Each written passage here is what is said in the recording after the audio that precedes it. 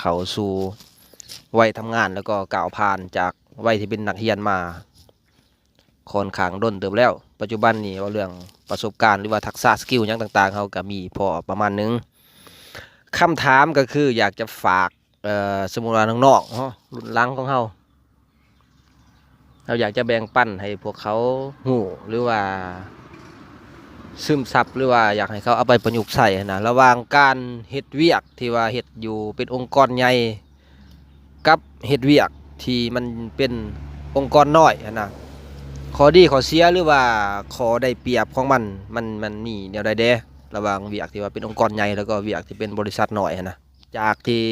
พวกเราเคยเฮ็ดเวียกนำองค์กรใหญ่ก็คือบริษัทสวนกล้วยสวนอ้อยหยังต่างๆเนาะประสบการณ์เล็กๆน้อยๆให้อันนั้นนะน้องๆรุ่นหลังเนาะที่ว่าจากประสบการณ์ตัวจริงเนาะ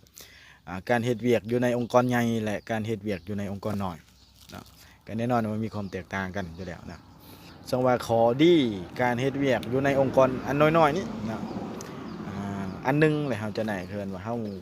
ถ้าว่าเฮามีในทักษะในการเป็นองค์กรที่ว่ายังบ่ทันได้เติบโตแข็งแรงยังบ่ทันได้มีระบบพื้นฐานเป็นโอกาสให้เฮาในการแสดงทักษะเพื่อเอาทักษะเหล่านั้นหรือว่าเอาความรู้ที่เฮามีไปอันนั้นปรับแต่งหรือว่าไปประยุกต์ใช้ในองค์กรน้อย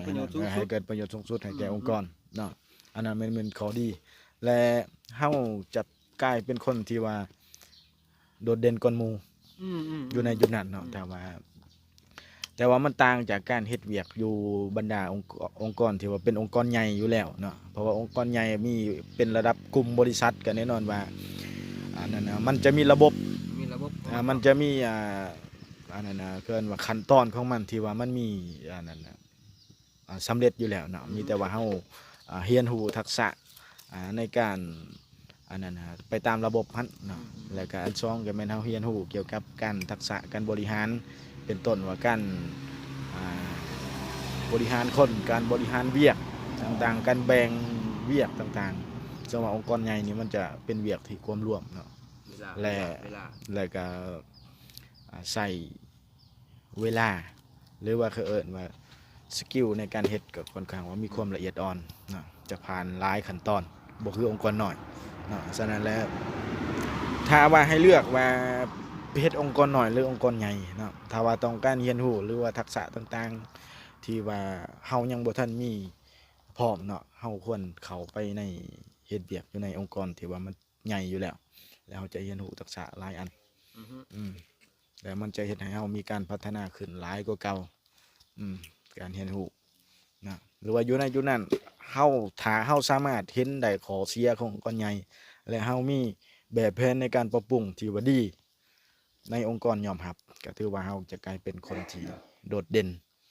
และเป็นที่ยอมรับในองค์กรขนาดใหญ่และเฮาก้าวออกจากองค์กรขนาดใหญ่ดังกล่าวไปอยู่จุดใดก็ไปก็ต้องการไปก็รับนะอันนี้ก็ฝากถึงน้องๆนุ่งๆที่ว่ากำลังศึกษาเรียนหรือว่ากำลังสอบเวียกเฮ็ดนะแต่ในกรณีหากปัจจุบันเฮายังบ่ทันมีความสามารถพอที่จะเข้าไปเฮ็ดเวียกในองค์กรใหญ่แม่นองค์กรน้อยเป็นจุดที่ว่าเฮาไปเรียนรู้และเพิ่มทักษะและเพิ่มสกิลของตัวเองนะตัวนี้ก็ฝากฟังน้องๆนุ่งๆว่าเรื่องสมมุติว่าเนาะว่าเรื่องเวลาการทำงานระหว่างอยู่ในองค์กรใหญ่หรือว่าองค์กรน้อยมันสิมีเรื่องของการบริหารเรื่องเวลาก็มันมีศัพท์การเมืองที่เขาว่าเรื่องwork life balance ว่าเรื่องเวลาการทำงานนั่นนะโดยส่วนตัวเฮาคิดว่าจากที่สังเกตเห็นว่าเรื่องอยู่องค์กรใหญ่มันค่อนข้างจะฟิกว่าเรื่องเวลาทำงานค่อนข้างหลายหั่นน่ะมีข้อจำกัดเฮ็ดเวียกตรงเวลาจังซี่นะมันก็อาจจะส่งผลเสียต่อการใช้ชีวิตก็คือ work life balance ของพนักงานในองค์กรนั้นแต่ว่าองค์กรน้อยมันสิมีอิสระกว่าเพราะว่าเวียกงานมันก็สิบ่ค่อยตรงเวลาขนาดนั้นการเฮ็ดเวียกมันก็สิผ่อนคลายกว่าการเฮ็ดเวียกที่เป็นองค์กรใหญ่หรือว่าเป็นระบบที่ว่าทางองค์กรเขาได้วางระเบียบมาแล้วนะตัวนี้ก็เสี่ยวแซ่ความคิดความเห็นตึบแน่นอนเป็นอย่างยิ่งเนาะเกี่ยวกับผู้ที่เฮ็ดเวียกอยู่บรรดาองค์กรใหญ่อันหลักๆก็เป็นความตรงต่อเวลาเนาะซึ่งว่าอยู่องค์กรใหญ่มันจะ หน่วยงานก็คือบรรดาคะแนนการมันมีหลายภาคส่วนเนาะฉะนั้นในความตรงต่อเวลามันจะเป็นเขินว่าเขาจะเห็นถึงเขินว่าความสำคัญก็คือคุณสมบัติคุณสมบัติของเขาให้เนาะว่าอาจจะบ่ได้เป็นคนเฮ็ดเวียกที่เก่งแต่ว่าเป็นคนที่ตรงต่อเวลาเนาะตัวนี้แม่นภาคองค์กรใหญ่เขาสุดที่ว่าจะขยันตรงเวลาแล้วมันจะคอยเรียนรู้แล้วมันจะคอยฝึกฝนไปเทื่อละหน่อยเทื่อละหน่อยไปแล้วก็จะกลายเป็นคนที่ว่า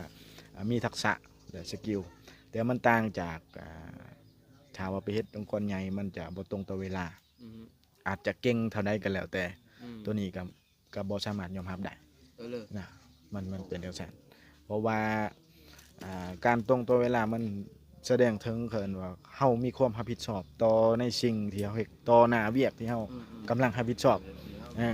ถ้าว่าเฮาอันนั้นน่ะเมินเฉยไปบ่ถึงม่วงตรงเวลามันก็เขาจะประเมินถึงความรับผิดชอบของเฮาต่ำเนาะแต่สุดท้ายเฮาจะกลายเป็นคนที่ว่าอันนั้นน่ะองค์กรจะบ่เข้ามานำใช้นะเฮาจะกลายเป็นคนท่อไปในตัวเองนะอันนั้นจะในความตรงตัวเวลาเป็นสิ่งปัญหาสำคัญที่สุดนะก็จากการแชร์ประสบการณ์ที่ว่าพวกอ้ายได้ผ่านโลกมาค่อนข้างโชคโชนจากช่วงชีวิตสู่นักเรียนแล้วก็ก้าวเข้าสู่นักศึกษาจนเรียนจบก้าวมาสู่ชีวิตช่วงวัยทำงานก็คือมนุษย์เงินเดือนเนาะจากประสบการณ์ที่พวกอ้ายได้ผ่านฟ้าแล้วก็ถอดถอนมาจะเอามาแบ่งปันให้น้องๆอยู่ในช่องของเฮานี่แหละจะคอยทยอยแบ่งปันหรือว่าแลกเปลี่ยนกับบรรดาหมู่เพื่อนที่ว่าเป็นรุ่นเดียวกับอ้ายที่ว่าเคยเฮ็ดเวียกเฮ็ดหยังมาก่อนประสบการณ์ที่เขาเจ้าได้ผ่านมาเพื่อว่าก็หวังว่าเล็กๆน้อยๆอาจจะมีส่วนหนึ่งในการช่วยให้พวกน้องเอาไปปรับใช้ในการใช้ชีวิตของตัวพวกน้องเองนั่นแหละเพราะว่าเด็กน้อยยุคใหม่เพื่อจะก้าวเข้าสู่วัยทำงานมันก็ค่อนข้างจะผ่านมาหลาย